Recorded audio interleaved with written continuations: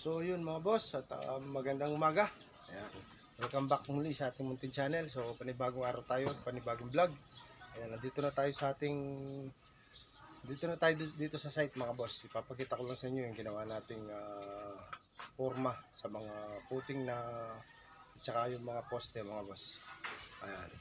Si Pikit oh. Kit. Mga boss, nandito na tayo. So ayan mga boss. Nakapagbuhos na tayo ng ating mga puting tsaka yung ating mga forma. Ayan mga boss. So yung forma natin dito mga boss, hindi tayo gumamit ng kahoy. Ayan, kung nakikita nyo, yung C-Parlings ang ginamit natin.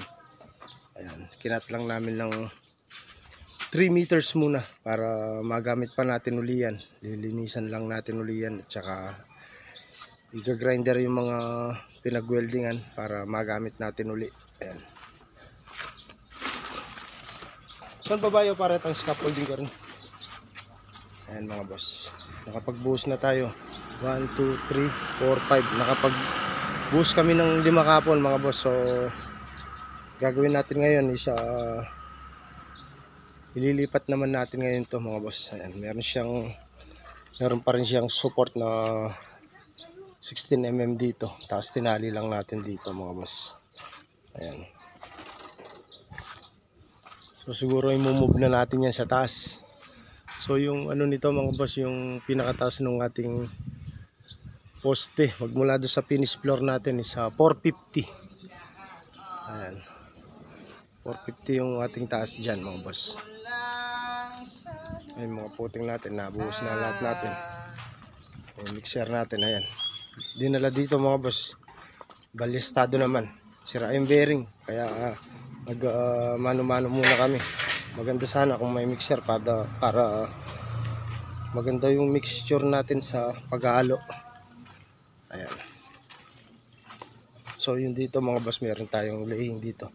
Meron tayong shades belaying dyan. Kaya meron na tayong abang na 10mm dito. Ayan, abang na sila. Gandun.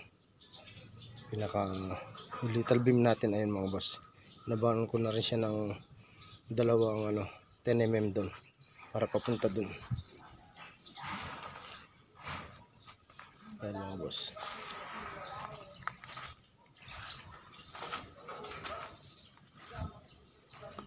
So, alisin muna natin to. Mga boss, napakatibay ng ating ginawang forma mga boss. Ayan. So, hindi na tayo gumamit ng mga kahoy. Ayan, kung nakikita nyo, puro bakal. Tapos, naglagay ako ng angular dun mga boss. Pinaka-runner nya. Para tuwid na tuwid. Yung ating perimeter dito. Ayan.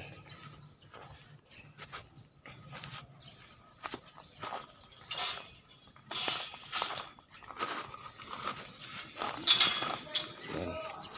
So 5 muna kami dito mga boss. Yung hindi lang pumasok yung isa. Si Rowel. Sama natin si Rowel dito. Tsaka si Pikit. Kit, nakamagdina ka niyan. Mag-Jollibee tapotan eh. Ayan mga boss, si Pikit. Tsaka si John Erickson mga boss. Ayan. Bakit? Kalagang talapakan yan din. Dinipakan ko yun. Oo, mga lagtapakan yan. Kayan mo lang. O kaya pwede tanarin ka. Tunerin ka rin tayong scaffolding. Itugulungan tayo niya ito. Magbabo ito na well. Tang yellow. Yung magbabo. Ay, baliktad din eh. Wow. Kasi malapad yan eh. Ayan mga boss. Yun no. So ayan mga boss, magandang hapon at kumusta po ang lahat? Ayan at welcome muli sa ating munting channel. So panibagong araw tayo at panibagong vlog. So ayan mga boss, update lang tayo dito sa ating bagong project na ginagawa about sa mga puting. Tsaka ayan mga boss, nabukoy na sila. So papakita ko lang sa inyo mga boss kung ano na yung mga improvement natin dito sa ating project. Ayan. So ayan mga boss. So yung palang ginagawa natin dito mga boss is isa siyang motor pool. Ayan, meron din siyang doon yung pinakamating niya, yung akyatan ng mga sasakyan nila. Ayan. So bali yung mga poste natin yun, ayan mga boss. Nakitayo na natin lahat. 1, 2, 3, 4, 5, 6, 7, 8, 8. Ayan.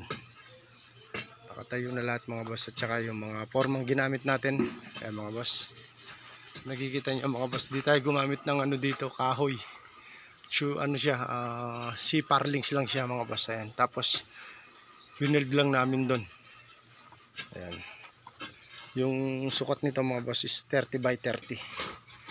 Ayan.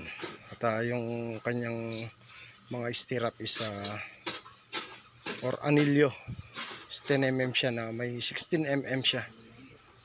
Ayan.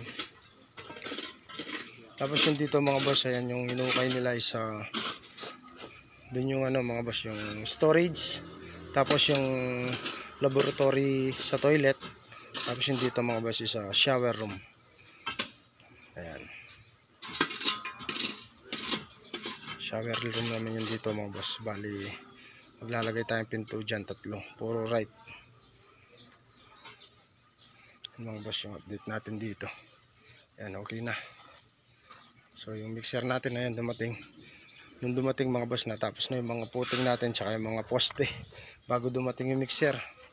Tapos naglagay din pala tayo ng beam niya dito. Ayan, naglagay tayo ng beam. Yan yung pinaka, magtataas na lang tayo ng 5 inches dun. Diyan sa beam na yan mga boss, magtataas lang tayo ng 5 inches. Yun na yung pinaka flooring natin. Kaya dito magbabawas pa tayo ng tambak. So baka bukas mga boss is papabricate na natin yung pinaka girder niya, yun pinaka girder na biga.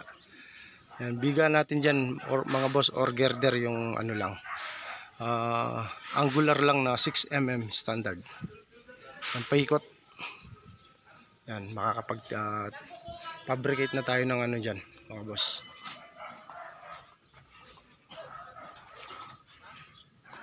Yan mga boss, yung ating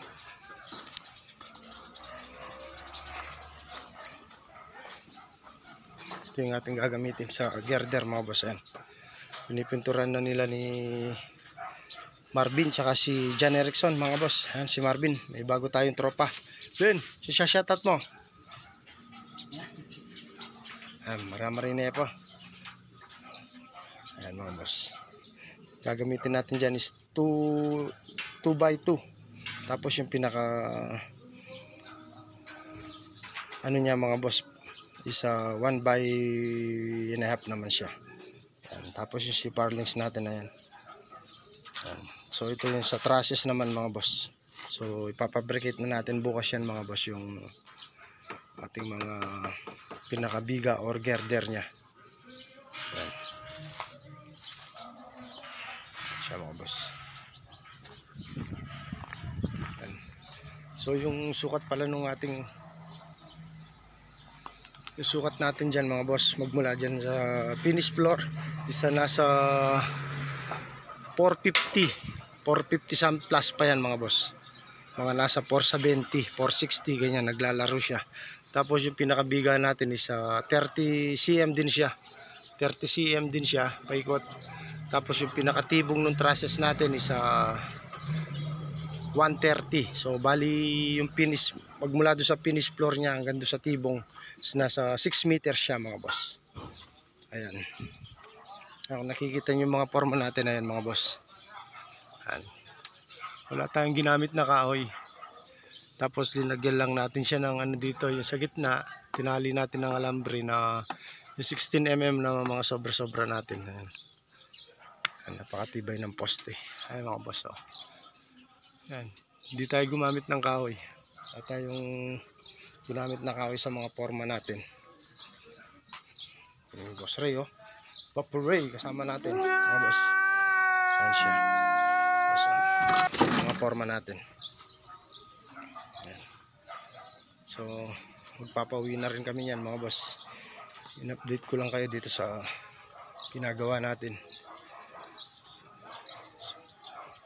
Ayan siya. Tapos flooring, flooring na tayo pag nakapag-asinta na sila dyan. Tapos yun dun, makakapag flooring na tayo dyan. Ayan. So yun mga boss, paano hanggang dito na lang muna. At maraming salamat pala sa inyong walang sawang tiwala at suporta sa ating YouTube channel mga boss. Ayan, at salamat din pala sa mga nagko-comment about sa mga old video natin. Ayan. Maraming salamat po. Ayan. And dito na lang po muna. Ingat and God bless po. Ilang po tayo. Ayan.